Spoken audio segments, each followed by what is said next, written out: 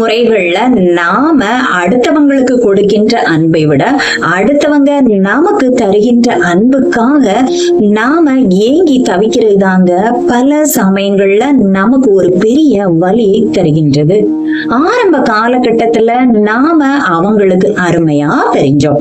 ஆனா நாட்கள் செல்ல செல்ல நம்முடைய முகத்தை பார்ப்பதற்கே அவங்களுக்கு நேரம் இல்லாதது மாதிரி நம்மள அலட்சியப்படுத்த தொடங்குறது.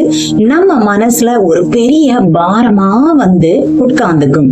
நம்மள அலட்சியப்படுத்துறவங்கள நாம மாற்ற நினைப்பதை விட நம்முடைய மனசுல ஒரு சின்ன மாற்றத்தை கொண்டு வரணும். ஆனா இங்கதாங்க நிறைய மனிதர்கள் தப்பே பண்றாங்க. அவங்கள இழந்துட கூடாது அப்படிங்கிறதுக்காக அவங்க பின்னாடியே ஓட ஆரம்பிப்பாங்க. இன்னும் கொஞ்சம் நாம நல்லா நடந்துட்டா அவங்க மாறிட மாட்டாங்களா அப்படின்னு யோசிக்க ஆரம்பிப்பாங்க. இன்னும் கொஞ்சம் அன்பை கொட்டி கொடுத்தா அவங்க நம்மள மதிக்க மாட்டாங்களா அப்படின்னு கூட தவம் இருக்க ஆரம்பிப்பாங்க. ஆனா உண்மையில அப்படியாங்க நடக்குது? அதற்கு நேர் மாறாதாங்க பல சமயங்கள்ல நடக்குது. நாம எவ்வளவுக்கு எவ்வளவு அடுத்தவங்களோட கவனத்தை ஈர்க்கணும் அப்படின்னு ஏங்கி தவிக்கிறோமோ அவங்க அவ்வளவுக்கு அவ்வளவு நம்மள சர்வசாதாரணமா எடுத்துக்க ஆரம்பிப்பாங்க. இதுதாங்க மனித மூளையோட ஒரு அதிசயமான உளவியல். மரியாதையை கேட்டா கிடைக்காது, அத சம்பாதிக்கணும். அடுத்தவங்களோட கவனத்தை துரத்தினா நிலைக்காது, அத ஈர்க்கணும். அதற்காக நாம யாரையும் மேனிபுலேட் பண்ண வேண்டிய அவசியமே இல்லைங்க. ஒரே ஒரு சைக்கலாஜிக்கல் ரீசர்ச் மட்டும் போதும். அதை தாங்க நாம இன்றைக்கு இந்த காணொலியில பார்க்க போறோம். இந்த விஷயங்களை மட்டும் நீங்க முழுசா புரிஞ்சுக்கிட்டா உங்களை அலட்சியப்படுத்திட்டு உங்களை வேண்டாம் அப்படின்னு விட்டுட்டு போனவங்க கூட உங்களை நோக்கி ஈர்க்கப்படுவாங்க. உங்களுடைய வாழ்க்கை முறையும் உங்களுடைய அமைதியும் உங்களுடைய மரியாதையும் அவர்களை திரும்பி பார்க்க வைக்கும். அதனால கடைசி வரைக்கும் எதையும் மிஸ் பண்ணாம பாருங்க.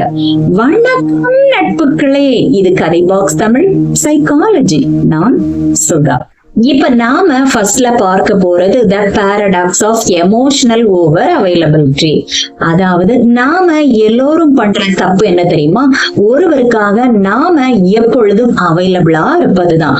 அதாவது அவங்க எப்ப நினைச்சாலும் நம்ம கிட்ட பேச முடியும், அவங்க எப்ப நினைச்சாலும் நம்ம கிட்ட வரலாம் அப்படிங்கிற ஒரு சேஃப் சோனை நாம அவங்களுக்கு உருவாக்கி கொடுத்ததுதான். மனித மூளையோட விசித்திரமான குணம் என்ன தெரியுமா? எப்பொழுது ஒரு பொருள் தாராளமா கேரண்டியா கிடைக்குதோ அந்த பொருளை மதிக்கவே மாட்டாங்க. இவங்க எங்க போயிட போறாங்க, எப்ப கூப்பிட்டாலும் வர போறாங்க அப்படிங்கிற ஒரு அசட்டு தைரியம் அவங்க மனசுல வந்துட்டா அங்க அன்பு நிலைக்காது, அலட்சியம் தலை தூக்க ஆரம்பிச்சிடும். நீங்க உறவை சரி செய்யறதா நினைச்சுட்டு எடுக்கிற ஒவ்வொரு முயற்சியும் அவங்களோட அந்த அலட்சியத்தை இன்னும் அதிகப்படுத்திக்கிட்டே தாங்க போகுமே ஒழிய குறைக்காது. அவங்க இன்னும் உங்களை மலிவா நடத்த ஆரம்பிப்பாங்க. ஏன்னா நீங்க ஒரு கேரண்டட் பர்சனா ஆயிட்டீங்க. உங்களுடைய அன்பும் அக்கறையும் எந்த நேரமும் அவங்களுக்கு இலவசமா கிடைச்சிட்டு இருக்கிறதுனால.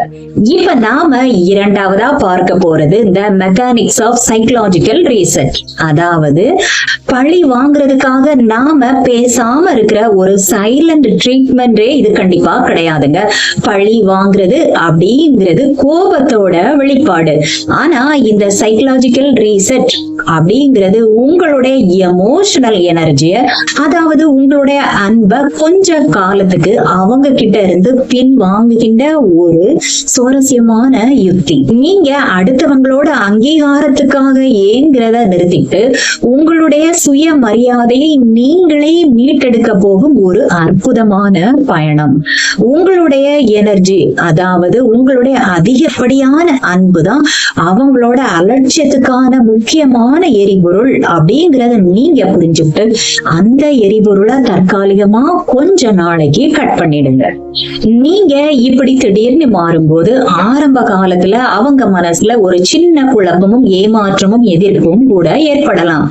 அவங்க ஏன் இப்படி மாறிட்டாங்க, ஏன் நம்ம கிட்ட எதுவுமே கேட்கல, ஏன் இப்படி அமைதியா ஆயிட்டாங்க அப்படின்னு ஒரு குழப்பம் ஏற்படும். அவங்க யோசிக்க ஆரம்பிப்பாங்க. இந்த இடத்துல தாங்க அந்த பழைய டைனமிக்ஸ் தலைகீழா உடையுது. இப்ப நாம மூன்றாவதா பார்க்க போறது implementing strategic silence and boundaries. அதாவது இத நாம எப்படி நடைமுறைப்படுத்துறது அப்படின்னு நீங்க கேட்டீங்கன்னா இது ரொம்பவும் சிம்பிள்ங்க. அவங்க உங்களை அலட்சியப்படுத்தும் போது நீங்க அடிக்கடி மெசேஜ் பண்றது, அதாவது நீங்க இப்ப என்ன பண்றீங்க, இந்த மாதிரி நீங்க கேட்கிற பழக்கத்தை மொத்தமா நிறுத்துங்க. உங்களுடைய பதில் ரெஸ்பான்சிவ்னஸ் குறையணும். உங்களுடைய நேரத்துக்கும் உங்களுடைய எமோஷனல் எனர்ஜிக்கும் ஒரு எல்லைய, அதாவது கிளியர் பவுண்டரிய வகுத்துக்கோங்க. உங்களுடைய டைம் அவ்வளவு ஈஸியா கிடைக்காது, மலிவானது இல்ல அப்படிங்கிறத அவங்களோட ஆழ் மனதுக்குள்ள கடத்துங்க. அவங்களுக்கு உங்களுடைய இதமான அன்பும் பாசமும் இல்லாத ஒரு இடைவெளி அவங்கள சுற்றி உருவாகும் போதுதான் அவர்களுக்கு உங்களுடைய அன்பின் அருமையும் உங்களுடைய இருப்பின் தேவையும் மனதார உணர ஆரம்பிப்பாங்க. இப்ப நாம நான்காவதா பார்க்க போறது the shift from pursuit to self improvement. அதாவது இப்ப நீங்க அவங்க பின்னாடி ஓடுறத நிறுத்திட்டு உங்க வாழ்க்கையின் மீது கவனத்தை செலுத்த ஆரம்பிங்க. அதாவது உங்களுடைய ஆரோக்கியம், உங்களுடைய ஹாபிகள், உங்களுடைய ஃப்ரெண்ட் சர்க்கிள் அப்படின்னு உங்களுடைய தனிப்பட்ட வாழ்க்கை முறையை மீட்டெடுங்க. உங்களுடைய வாழ்க்கை அவங்களோட மூடை பொறுத்தோ அல்லது அவங்களோட டைம் டேபிளை பொறுத்தோ ஓடல அப்படிங்கிற ஒரு ஆக்டிவ் மிஸ்ட்ரிய உருவாக்குங்க. உங்களுடைய சுதந்திரமான வாழ்க்கையும் உங்களுடைய சந்தோஷத்தையும் அவங்க பார்க்கும்போது உங்களுடைய மதிப்பை மறுபரிசீலனை பண்ண ஆரம்பிப்பாங்க. நீங்க எப்பொழுதும் கிடைக்கிற ஒரு சோர்ஸ் இல்ல, நீங்க ஒரு மதிப்பு மிக்க மனிதர் அப்படிங்கிறத அவங்க புரிஞ்சிருப்பாங்க. இந்த மாற்றத்துக்கு அப்புறம் அவங்களுக்கு உங்க மேல ஆர்வம் ஏற்படும், உங்ககிட்ட பேச முயற்சி பண்ணுவாங்க. உடனே நீங்க பழையபடி உங்களுடைய மொத்த எனர்ஜியும், அதாவது உங்களுடைய அன்பை பழையபடி கொட்டிடாதீங்க. மாறாக அவர்களுடைய இந்த மாற்றத்தை பாராட்டுங்க. உங்களுடைய எல்லைகளை தளர்த்திக்காதீங்க. ஒரு உறவு முறையில அன்பு எவ்வளவு முக்கியமோ அதே அளவு முக்கியத்துவம் வாய்ந்தது சுயமரியாதையும். ஏன்னா சுயமரியாதை இல்லாத இடத்துல இருக்கக்கூடிய அன்பு எந்த நேரமும் அலட்சியமா மாறலாம். மனிதர்களை துரத்தினா அலட்சியம் தான் அங்க கிடைக்கும். உங்களை நீங்களே வளர்த்துக்கிட்டா மரியாதை கிடைக்கும். இதுதாங்க எந்த உறவு முறையும் நீண்ட காலத்துக்கு உயிரோட வைத்திருக்கும் உண்மையான சைக்கலாஜிக்கல் ரீசன். இந்த சிந்தனை உங்களுக்கு எல்லாம் பிடிச்சிருந்துச்சுன்னா லைக் பண்ணுங்க. உங்களுடைய கருத்துக்களை கமெண்ட் பாக்ஸ்ல தெரியப்படுத்துங்க. உங்களுடைய சப்போர்ட் தான் எனக்கு மிகப்பெரிய மோட்டிவேஷன். இதை போல தொடர்ந்து வரணும்னா கதை பாக்ஸ் தமிழ் சேனலை சப்ஸ்கிரைப் பண்ணிக்கோங்க. மீண்டும் உங்கள் எல்லோரையும் இன்னொரு காணொலியில வந்து சந்திக்கிறேன். Until then, Sudha. Thank you.